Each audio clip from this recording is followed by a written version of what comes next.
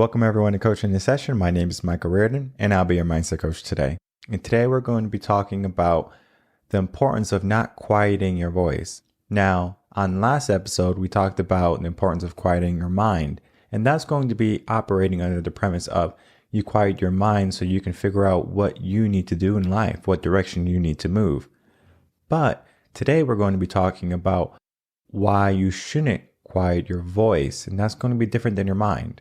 Your voice is going to be what you allow, that line in the sand that you don't want anyone to cross. And that's what we're going to be talking about today and breaking it down in correlation to what's happening in the world. Now, one of the biggest things that's happening is going to be happening in Canada. And that's going to be the trucker strike, the Freedom March. I believe I saw a post or something that they might be outside the Capitol in a peaceful protest. But it's interesting though, because though these people are peaceful, they are being labeled as tyrants. They're being labeled as terrorists, as hateful people. When you look at the videos, there's nothing but love. Now, Canadians are very gentle people. And for them to go out and to show the government that they are not happy with what's happening, that's going to take a lot for them to do that because they're naturally peaceful. They don't want to have an opposition. They don't want to cause trouble. They want to be able to live their life. Just the other day, Prime Minister Trudeau, I believe his name is, he came out with an order or some type of law, not sure if it's active or not, that anyone who is blocking roadways illegally will be arrested or will be tried, or the use of force will be applied, right? So there's that happening, right? They're not allowing people just to block roads. Yet the police officers are allowed to block the caravans from going into Ottawa. So it's catch-22. They can do it, but we cannot. So now we are just carrying on with our life, doing what we know is right, and we're being told that we can't do something that is a given right to us, that we can't travel where we want to travel. You can't go this way. It is segregation in the sense of modern society. You can't go in this area because this area is full of these type of people, and we don't want you to conform to those type of people. Those people are bad. They get labeled as bad. And then we look at what are the possibilities, right? Now they want the mandates gone. They want the prime minister to step down, and they want to put someone in power who's going to listen to the people, not run away. And right now the people are just not happy with what the government is doing. And I think we can say almost everywhere in the world, people are upset. They're getting fed up. And the government can make any law, any rule, and they can make your life a living hell. Now, look at January 6th, for example. We had a group of people who went to Capitol. It wasn't everyone, right? It was a group of people. And not even everyone in that group of people were trying to do harm. Now, of course, you might have a few bad apples who went into places that they shouldn't have, but now they're being locked up and they're being tried for treason. And then the president and the vice president, they come on and they say, guess what? This is worse than Pearl Harbor. I'm not sure how it's worse than Pearl Harbor, but maybe in their eyes, because they realized that the people are powerful. Their voice was being heard. And now they were like, we don't want the people to rise up. We want to keep them where we can control them. And if we can control the people, then we're going to be okay. But the people have had enough. Now we want our voice to be heard. We do not want to be silenced anymore. We don't want to follow your rules and your mandates and your desires for the people that you believe is correct. Because who gave you the authority to tell us what we need in order to be successful or to survive in life? Now, it doesn't matter whether you're pro or against whatever the government's doing. Understand one thing. You are giving away your rights, your freedoms, and you're not even doing your homework on what the opposition is doing. Just looking at some of the laws that came into play, and then when we have a different president who takes something away or applies something, we have to realize, is that a good thing or a bad thing? So now people are labeled far right, far left, terrorist, anti-vaxxers. They're labeled something. That's not who they are. They might just have a belief, an opinion. And I'm not sure when having a belief or an opinion was something to be looked at as wrong. Because if we think about it, no two people are going to be exactly alike. Maybe if you're identical twins, then you might have more tendencies than the regular person. But if you're looking at a person and they have a different environment, they're already different. If they have seen different behaviors or saw a behavior and interpret it differently, that person's already different. We have to understand that people are going to be different. Now, there's some people who are going to believe that they need something to help them survive. They want to put all their faith into a certain entity, and they want to say that this entity is going to be our saving grace. We're going to follow them because we believe in them. And yet, people are waking up. People are getting loud and they're saying, no, we're not going to do this anymore. But yet, people still follow blindly. And as long as they're following these type of leaders, they are going to lead us to our demise. And it's up to us as people to say, enough's enough. I don't want to head that way anymore. If you're in a relationship with someone and they're being negative and hurtful and being abusive and toxic, you don't stay in that relationship. Yet, if we look at the relationship with just the government in general, the lies and the deceit and the manipulation that's happening, and everyone's just all for it. I hate to look at your relationship, because what type of work would need to be done there if you believe that this type of behavior is going to be acceptable? And the last defense we have is our voice. We don't have to stand up and take on arsenals to try to hurt people. We don't need that. That is not necessary. We can do this with peace. We can do this with our voice. And you might be wondering, how can we let our voice be heard? And the first step is, do not allow your voice to be silenced. This is where limiting beliefs come into play. People tell you that you can't do something. They say, you can't do it, don't even try. You're not essential, don't leave your home.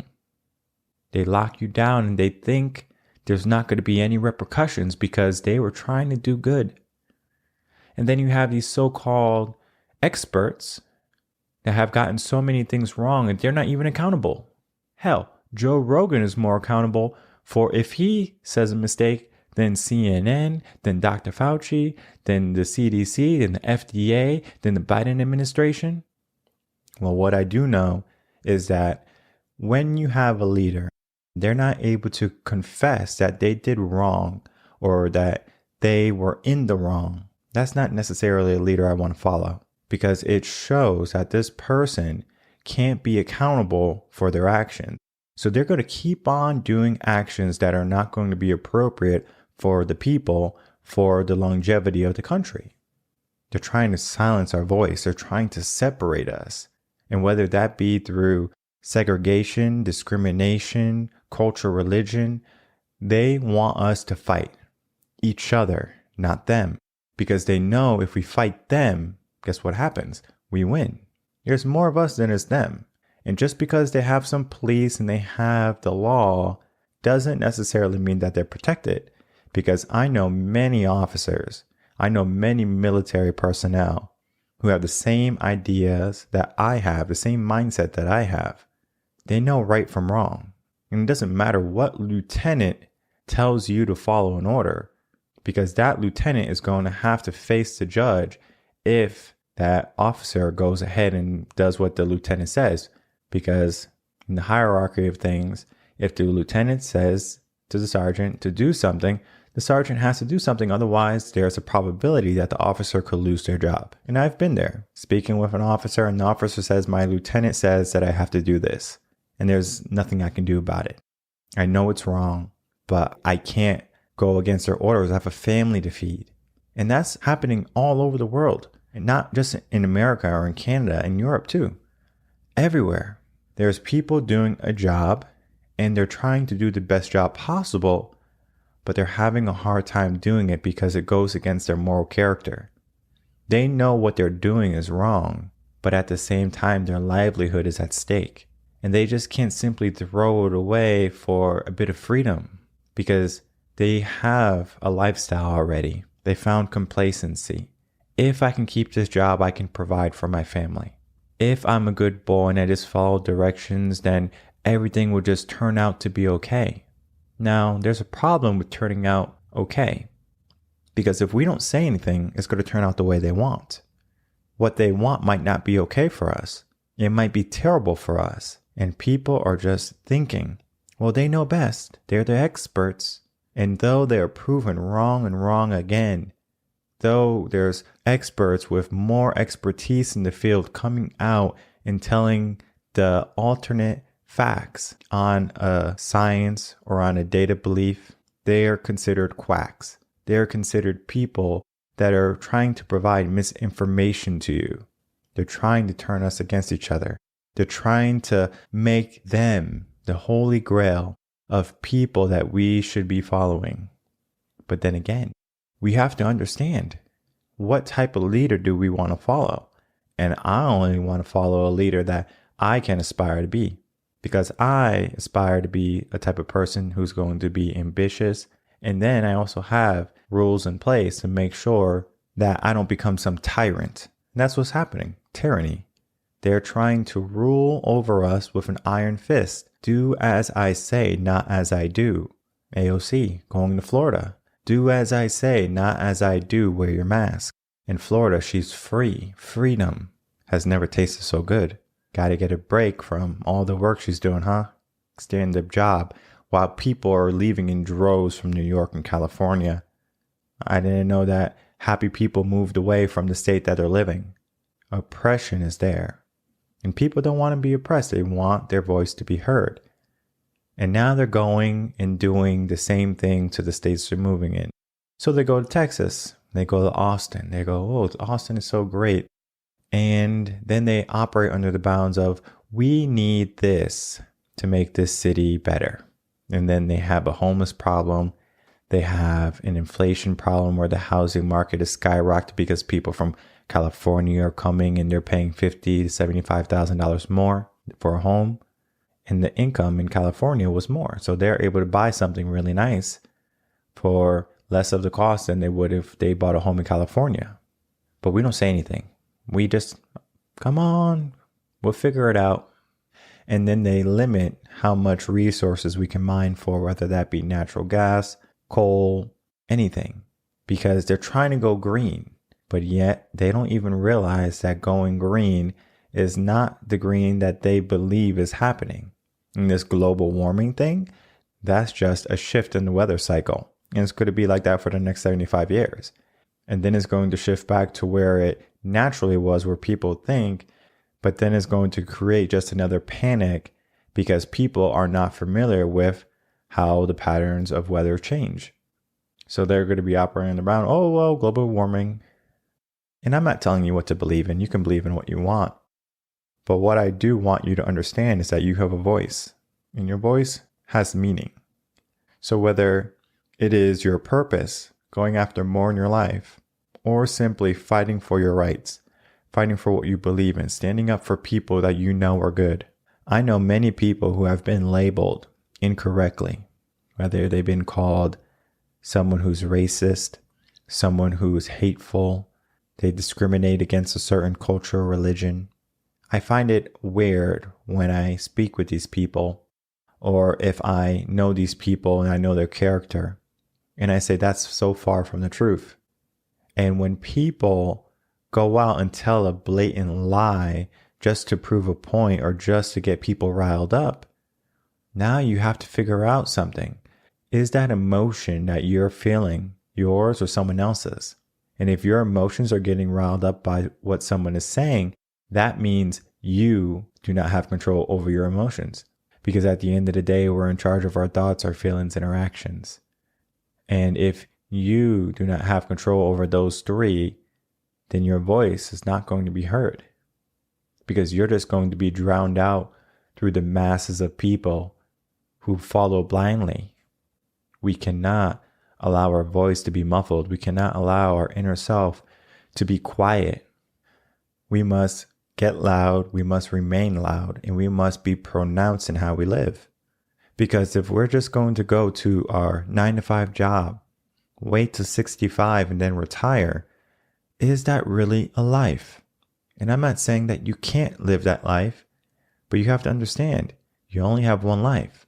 So if you're just going to wait for tomorrow, wait for better times to come, you're going to be waiting for a very long time. Because what needs to happen is no more waiting, and we need more action. We need people to realize that, hey, if I want something for myself in my life, I need to speak up. I need to tell people this is what I believe. And then we put a fine line in the sand and we say, these are my beliefs, these are my values, these are my expectations. No one is going to tread on them. No one is going to spit on what I believe in. And we all can have different beliefs. We all can have different opinions. The problem is that we have forgotten how to have a cordial conversation. I can talk to someone who hates me, and we can have a great conversation.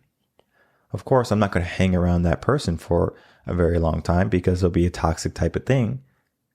But it doesn't mean I can't conversate with someone, especially if they're having a hard time how they should view me or what they should label me as. Because at the end of the day, if you get to know me truly, and you just don't allow what the world says, oh, this person is this, that's just putting someone in that box that we talked about. Those people are going to stay there for a very long time once they get there, because they're going to realize, well, my voice wasn't heard. My voice is not important. And then you're just going to sit still and you're not going to get up again.